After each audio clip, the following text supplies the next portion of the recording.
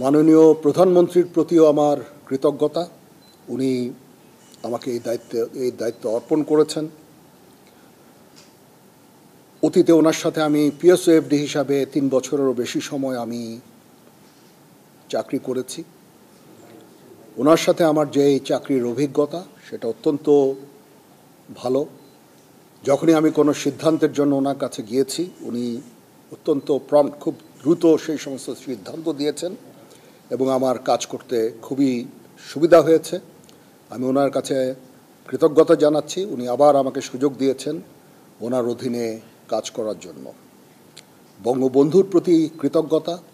উনি আমাদের একটা স্বাধীন সার্বভৌম দেশ দিয়েছেন এবং যেই দেশে আজকে আমি, সেই স্বাধীন দেশের আমি আজকে সেনাপ্রধান। সমস্ত শহীদদের প্রতি আমার কৃতজ্ঞতা, সমস্ত মুক্তিযোদ্ধাদের প্রতি আমার কৃতজ্ঞতা। তারা তাদের সোনালী দিনগুলো আমাদের জন্য উৎসর্গ করেছেন এবং আজকে আমরা এই স্বাধীন সার্বভৌম দেশ পেয়েছি। আমার সমস্ত অফিসার, যারা কমান্ডিং অফিসার, যারা আমাকে বিভিন্নভাবে বড় করেছেন, আমাকে শিক্ষিত করেছেন, আমাকে আজকে আমি যেই পর্যায়ে এসেছি সেটার জন্য বিভিন্নভাবে শিক্ষা দিয়েছেন, তাদের কাছে আমি কৃতজ্ঞতা জানাচ্ছি। আমার সমস্ত সিনিয়র যারা আমাকে নার্চার করেছেন তাদের প্রতি আমি কৃতজ্ঞতা জানাচ্ছি। এবং মূলত যে কারণে আমি মনে করলাম আপনাদের সাথে আমি কথা বলি সেটা হচ্ছে যে আপনাদের প্রতি আমার কৃতজ্ঞতা। আপনারা অতীতে সেনাবাহিনীর সম্বন্ধে বিভিন্ন যে সমস্ত রিপোর্ট করেছেন অত্যন্ত দায়িত্বপূর্ণভাবে করেছেন। কোনোদিন আপনারা আমাদের বিব্রত করেননি। আপনারা জানেন সেনাবাহিনীর কিছু কিছু ইনফরমেশন আছে যেগুলো সংবেদনশীল এবং ওই দিকটা বিবেচনা করে আপনারা সব সময় বিভিন্ন রিপোর্ট করেছেন। আপনার কাছে এই জন্য আমরা অত্যন্ত কৃতজ্ঞ এবং আমি আশা করব যে পরবর্তী সময়েও আপনারা এই দায়িত্বের সাথে এই সমস্ত রিপোর্টিংগুলো করবেন। এবং আমি কথা দিচ্ছি যে কখনো, অতীতেও কখনো হয়নি এবং ভবিষ্যতে হবে না, আমরা যে সমস্ত ইনফরমেশন আপনাদের দিব সবগুলো বস্তুনিষ্ঠ। এবং আপনাদের সাথে যে আমাদের সুসম্পর্ক ইনশাল্লাহ বজায় থাকবে। কখনো কোনো জিনিস নিয়ে যদি কোনো সন্দেহ দেখা দেয় বা কোনো ইনফরমেশন আপনাদের প্রয়োজন হয়, আমাদের আইএসপিআর আছে, আমরা আইএসপিআরের মাধ্যমে ইনফরমেশনগুলো দিই। আপনারা যদি আলাদা আলাদাভাবে ইনফরমেশন নেন তাহলে একটা সমস্যা থেকে যায় যে এক একভাবে হয়তো ইনফরমেশন আপনারা পান। এটা ব্যক্তি বিশেষের পার্সপেক্টিভের একটা ভিন্নতা থাকতে পারে, তখন এটা আপনাদের কনফিউজ করবে। এই জন্য আমরা সবসময় আমাদের আইএসপিআর আছে, আইএসপিআরের মাধ্যমে আমরা ইনফরমেশনগুলো দেই সো দ্যাট ইনফরমেশনগুলো যেন সঠিক হয় এবং বিভিন্ন ধরনের ডিফারেন্ট ইনফরমেশন যেন আপনাদের কাছে না যায়। সেনাপ্রধান হিসাবে আমার প্রধান দায়িত্ব হচ্ছে সেনাবাহিনীকে সবসময় যুদ্ধের জন্য প্রস্তুত রাখা, বিভিন্ন ভবিষ্যৎ চ্যালেঞ্জের জন্য প্রস্তুত রাখা। সেই কাজটাই ইনশাল্লাহ আমি করে যাব। সেনাবাহিনী ইনএড টু সিভিল পাওয়ারে তার দায়িত্ব পালন করে। যদি সরকার আমাদের সেই দায়িত্ব দেয়, ওই দায়িত্ব আমরা নিষ্ঠার সাথে পালন করব। দুর্যোগ মোকাবেলায় যখন সরকার আমাদের নিয়োগ দিবে ইনশাল্লাহ আমরা সেই সমস্ত দায়িত্ব ভালোভাবে পালন করব। দেশ গঠনে আমাদের নিয়োগ দিলে সেটাও করব। বিশ্ব শান্তির জন্য আমরা কাজ করে যাচ্ছি। আমরা ইউএন মিশনে আমরা ডিপ্লয় হই, বিভিন্ন ইউএন অপারেশনগুলো আমরা করি শান্তি রক্ষার জন্য, বিশ্ব শান্তির জন্য আমরা কাজ করে যাই। সেগুলো ইনশাল্লাহ জারি থাকবে। এবং আমি আমার প্রাক্তন সমস্ত সেনাপ্রধানদের প্রতি আমি কৃতজ্ঞতা জানাচ্ছি। ওনারা আজকে ওনাদের শ্রম দিয়ে, ওনাদের মেধা দিয়ে আজকে যে অবস্থায় সেনাবাহিনীকে রেখেছেন, আমি সেই অবস্থা থেকে সেনাবাহিনীকে আরও সামনে এগিয়ে নিয়ে যেতে চাই। ওনারা অনেক পরিশ্রম করেছেন এবং সেনাবাহিনীকে একটা অত্যন্ত সুন্দর জায়গায় আমি পেয়েছি আমার এর আগে সেনাপ্রধানের কাছ থেকে।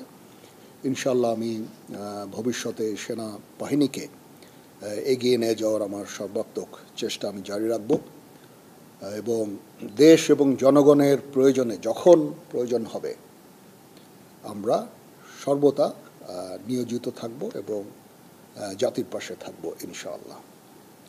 তো এই হচ্ছে দেশ জাতির কাছে এবং আপনাদের কাছে আমার অঙ্গীকার।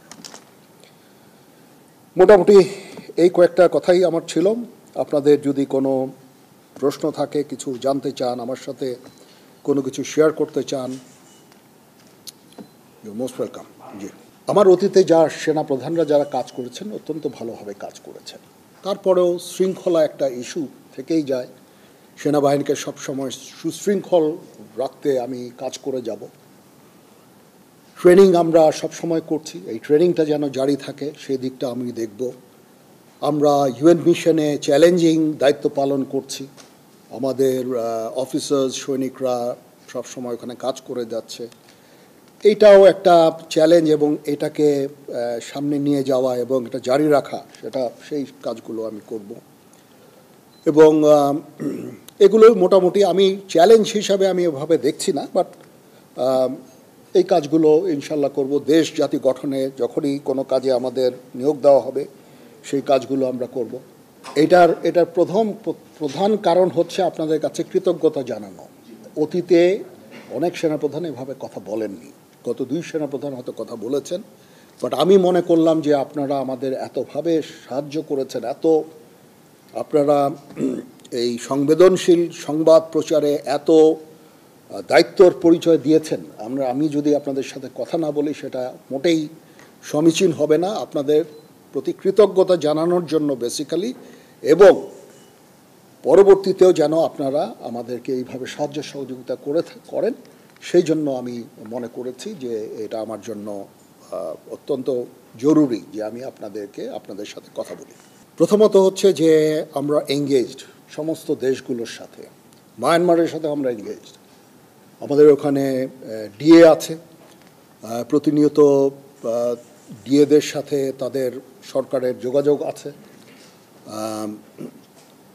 এবং আমাদের মধ্যে একটা আন্ডারস্ট্যান্ডিং আছে। আমি এই মুহূর্তে মনে করি না যে তারা নিজেরাই নিজেদের দেশে অলরেডি একটা সিভিল ওয়ারের মতো নিয়োজিত আছে। সিভিল ওয়ারে তারা কোনো ধরনের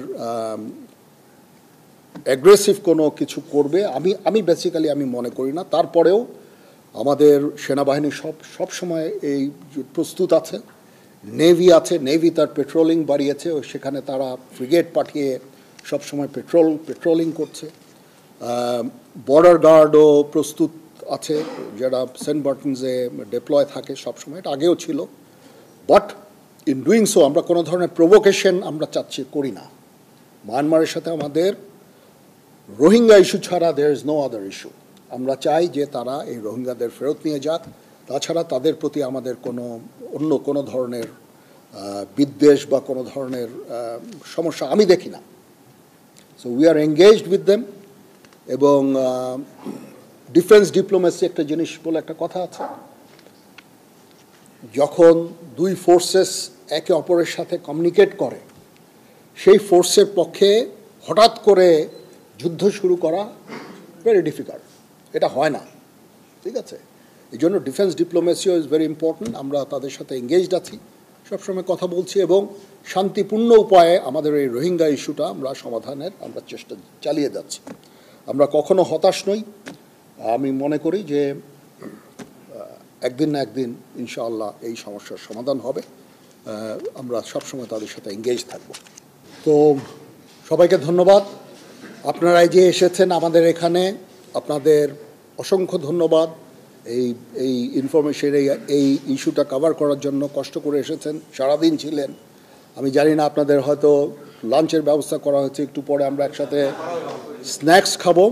বাট আপনাদের প্রতি আবার কৃতজ্ঞতা, এই যে আপনারা এসেছেন এখানে এসে আমার এই প্রোগ্রামটা কভার করছেন, আবার আপনাদের প্রতি কৃতজ্ঞতা। তো আমরা ইনশাআল্লাহ একসাথে কাজ করে যাব। আবার আমি আপনাদের কনফার্ম করছি যে আমরা আপনাদের বস্তুনিষ্ঠ সংবাদই দিব, কখনো will never bluff you, that's for sure. এবং সব সময় বস্তুনিষ্ঠ সংবাদ আপনারা আমাদের কাছ থেকে পাবেন। কিছু কিছু সংবাদ যেগুলো সংবেদনশীল, আমি অনুরোধ করব সেগুলো দায়িত্বের সাথে আপনারা যদি প্রচার করেন, কারণ এখানে সেনাবাহিনীর সকল সদস্যদের মনোবলের একটা ব্যাপার আছে। এমন কিছু আপনারা প্রচার করবেন না, প্রচার না করার জন্য আমি অনুরোধ করব। যেটা মনোবলের উপরে একটা বিরূপ প্রভাব